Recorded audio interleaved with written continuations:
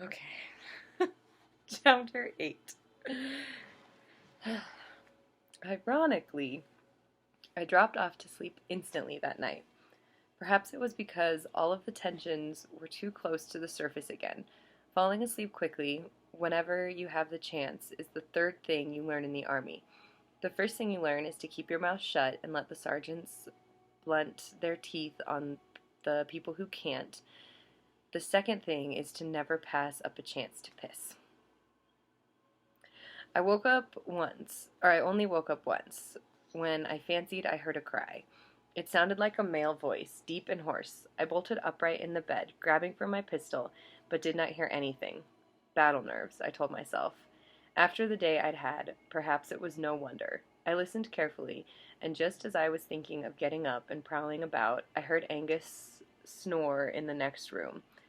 I'm used to the sounds that Angus makes, of course, but his snore is quite legendary, and it's entirely possible that it might have worked its way into a nightmare and woken me. I put the pistol back down on the night table and went back to sleep. I woke the second time to music. Ooh. It was a glorious layered composition, half a dirge and half a joyous melody, the notes weaving and intertwining like the flight of mating birds. I knew at once that it was Roderick. No one else in the house played at all, and I doubt many people on earth play like that. The notes Roderick coaxed from the piano were so far beyond my meager ability to comprehend that I can barely explain it to you. It was like sipping a fine vintage wine and knowing that there were complexities that you would never be able to taste, hidden depths that you could not understand. Roderick's music was genius, and I knew just enough to know that I could not appreciate just how far beyond me it truly was. I followed the music to the conservatory and leaned in the doorway, soaked it up. When he finished at last with a trailing set of notes that sounded more like a flute than a piano, I broke into applause. Bravo, bravo. Roderick let out a shriek and jumped halfway up the piano bench, clutching his chest. I cursed myself for having overset his nerves again. I'm sorry, old man. I didn't mean to startle you. I didn't want to interrupt, that's all. No, it's all right. He sagged back down on the bench. I mean, it's not all right, but it's not your fault. Oh, hell. I edged into the room. Are you all right? Madeline is dead, he said. I stared at him. I knew the words that he was saying, and they were in my own language, but I kept trying to parse them as something else, something that merely sounded familiar. Maddie couldn't be dead. She'd been alive 2 days ago. I had spoken to her in the hall. We had sung songs around the piano. Are you sure? It was a foolish question. Of course he was sure. He loved his sister to the point of exiling himself in this miserable heap. But death is when you are allowed to ask foolish questions and to say all the unforgivable things that will be immediately forgiven. I'm sure, he said. Denton checked. She had one of her fits. She stopped breathing. He stared down at the keys and touched one hesitantly, as if he had forgotten how to play. Roderick, I'm sorry. I came into the room and thumped him on the back and did all the things that soldiers do with each other, because most of us have forgotten how to cry. It was terrible, he said softly. I never wanted. I know. I've known I'd have to, but I know, Roderick, I know. He straightened and turned away, his shoulders hunched. I heard her walking in the halls, and now, he shook his head violently. I blew out my breath in a long sigh. Maddie was dead, and it had been inevitable, and yet it made no sense at all. She did not suffer, said Denton from the doorway. Or rather, her suffering is at an end. Part of me wanted to ask if he could have been mistaken, if the catalepsy would present the illusion of death. The other part of me knew that he was a doctor and I was just a soldier, and the death I knew was not a subtle thing. Can I see her? I asked instead. Madeline? Denton and Roderick looked at each other. After a moment, Roderick said, She's in the crypt. I see no reason why you shouldn't, Denton said firmly.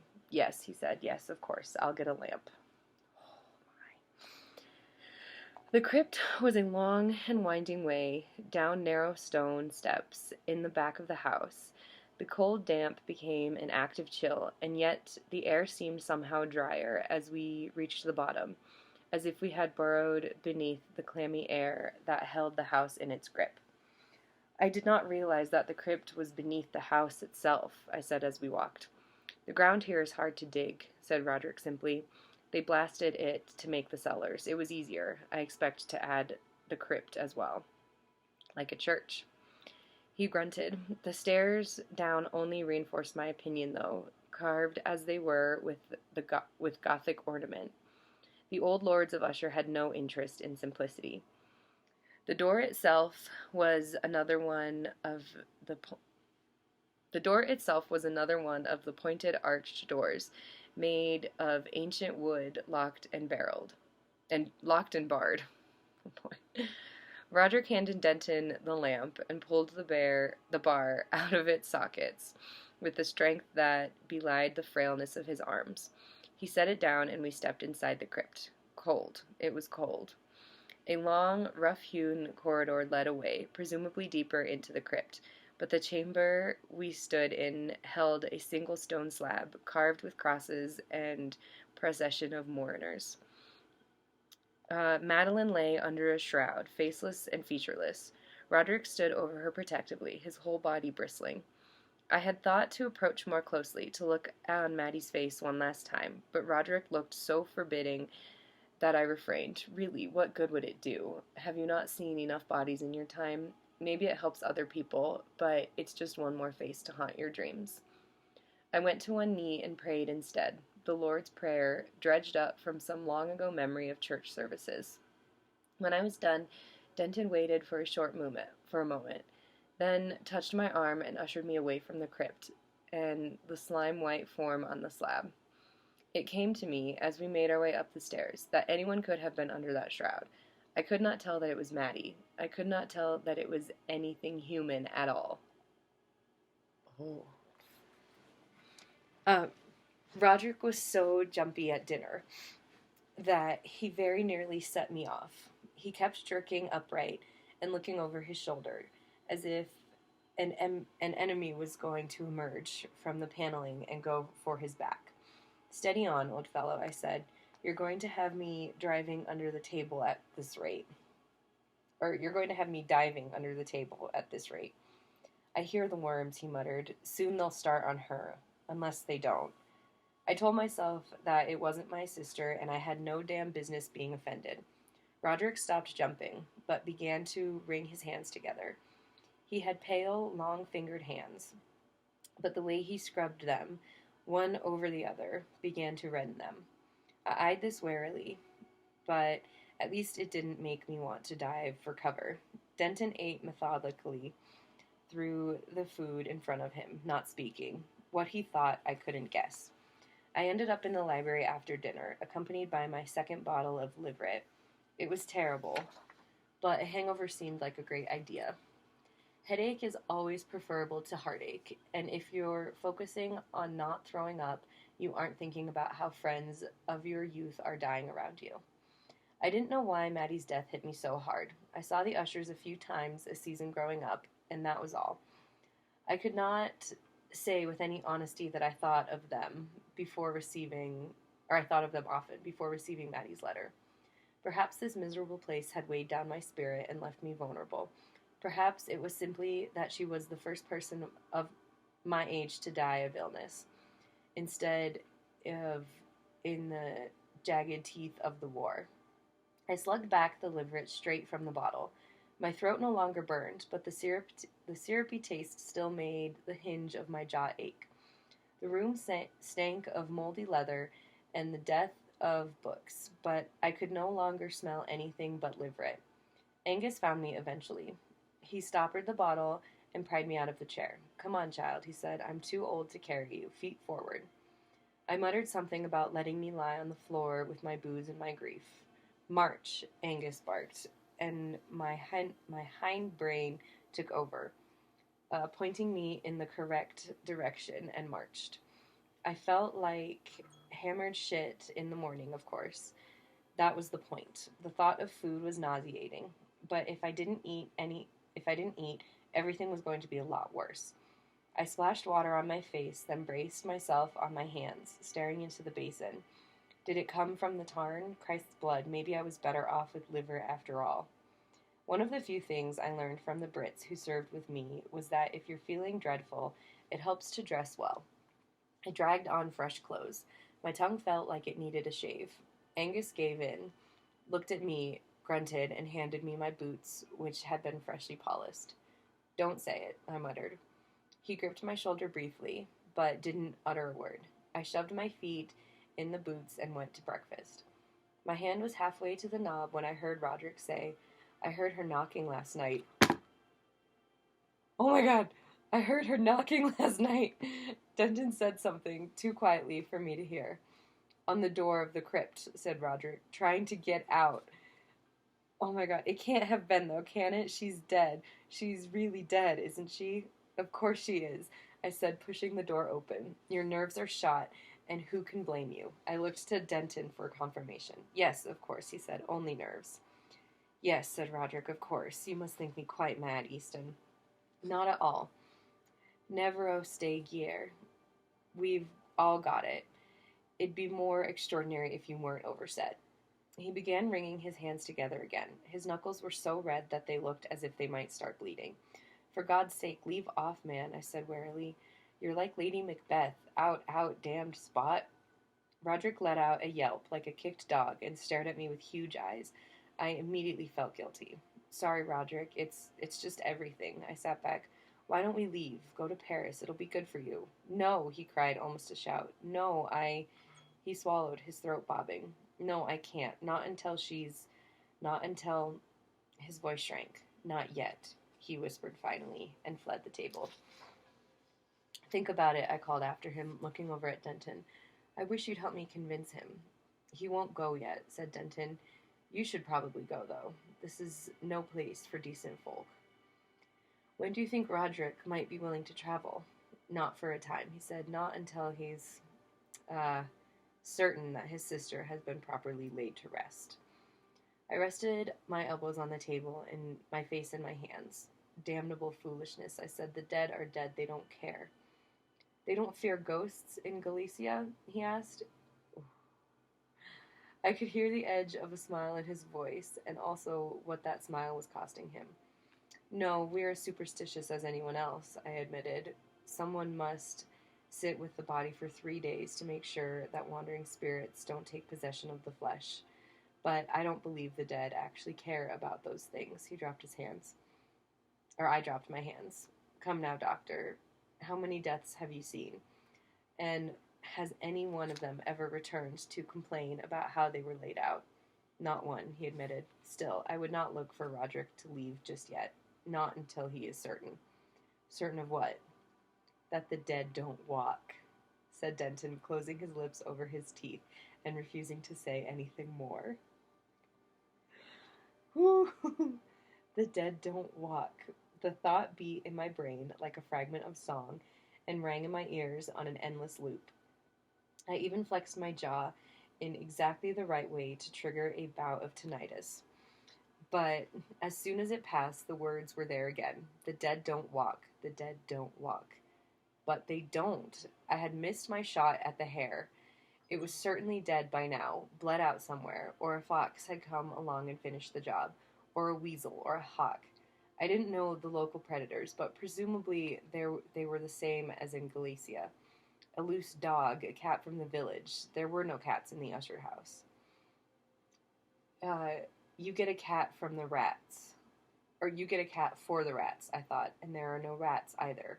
Why are there no rats? Is Roderick so poor that his pantry cannot even tempt a rat? It was possible, though it occurred to me that I had seen no animals around that staring house, except that the horses in the stables and the mad-eyed hares on the heath, which brought me back to the hares again. The dead don't walk. I rode Hob, despite a light drizzle. The sound of his hoofbeats broke into a rhythm that lent itself all too well to the line. Clip-clop, clip-clop, the dead don't walk, the dead don't walk, clip-clop. Christ's blood, I was going to break into my third bottle of Liverit if this kept up. Dinner was no relief. Roderick kept absently wringing his fingers together and then catching himself. Denton even wrote more. Denton was even more American than usual. His accent got any if his accent got any broader, he was going to start singing the Star-Spangled Banner and shaking his hands with the tablecloth. The dead don't walk, except that you're supposed to sit with the dead for 3 days to make sure they don't. And Roderick had said that he could hear her knocking on the door in the crypt. No, that was ridiculous. I retired to my chambers and finished off the dregs of the second bottle of Liverit, under Angus's disapproving eye. Don't scowl so. There's not enough in here to give a hangover to a gnat. How long are we going to stay here? Asked Angus. I don't know. I licked the syrupy taste off my lips. How long did we stay? Until Roderick agreed to leave, whenever that was. Was I doing any good, or was I just eating food and burning firewood that he could ill afford to spare? 3 days, I said abruptly, setting the empty bottle down on the table. 3 more days. Then we'll go. At midnight, I went to the crypt. Oh my God. It was not a reasonable thing to do. I knew that. For all my vaunted skepticism, the thought had taken hold of me that if no one watched the body, something terrible would happen. Or perhaps it had already happened. The dead don't walk, but what of those with catalepsy? You heard stories of people buried alive, of coffins opened to find that someone had clawed at the lid. I crept down the slick stone steps, a candle in my hand, trying to make no sound. The crypt door was barred, but had no lock. The bar itself was an immense thing, as thick as my wrist. It looked oddly new, with pale edges where the wood had not yet weathered. I set down the candle and lifted the bar carefully, holding my breath as it scraped against the metal holding it. Each tiny sound echoed up the stairs. At least I'll be able to hear if anyone comes down behind me, I thought. I hope. Oh, me. I had no idea what I'd say if anyone did. Plead grief, I suppose. Say that I had come to see her one last time. Remind Roderick of the superstition that the dead must be watched for 3 days. I was not that worried about it. People in mourning are allowed to do odd things. This was absolutely a strange thing to be doing. Maddie was dead. I did not doubt it. It was astonishing that she had been alive when I saw her. She could not have lasted more than a few days. I knew that. I also knew that I had to see her. Every sense I had honed over years on the battlefield was screaming that something was not as it appeared. I could feel it. The dead don't walk. I picked up the candle and opened the door. A wave of tinnitus rode in my ears, and I waited it out. Seeing the light flicker on the shrouded form on the slabs, the high ringing note pulsing inside my skull. When it finally faded, I went forward. I stood over the shrouded form of Madeline Usher and set my hand to the cloth and hesitated. Part of me wanted to abandon this fool quest. Why was I here? Oh, excuse me. Why was I skulking around Roderick's manor like a thief, disturbing his sister's rest? I was an old friend, yes, but I was violating all laws of hospitality and friendship. It was not my place. But something was still very, very wrong. I pulled back the shroud and froze. It was Maddie. She did not seem to have deteriorated at all in 2 days. The cool air of the crypt might have saved her, though I did not think it was so cold as that. Or perhaps she had simply looked so shocking before she had died that mere decay could not worsen it. Her hair clung to the shroud and shed fine white hairs across the stone surface of the slab where I had moved it. That was not what stunned me. Her neck had been broken. Oh, she had been very carefully arranged, the shroud draped to hide the terrible angle of her throat. And though she had died before they had time to bruise, there were livid finger marks splayed across her throat. I stood so long that the candle dripped wax past the guard and spilled into my hand. The sharp burn brought me back to myself, and I tilted it so that none of the shroud or the slab, so that none of it fell on the shroud or the slab or the dead woman's skin. And then I carefully replaced the shroud and took my candle and crept back up the stairs, moving as silently as a scout on patrol. I was now in enemy territory, and my life and Angus's might very well hang in the balance. Oh, McTavish scared me again. Oh my goodness.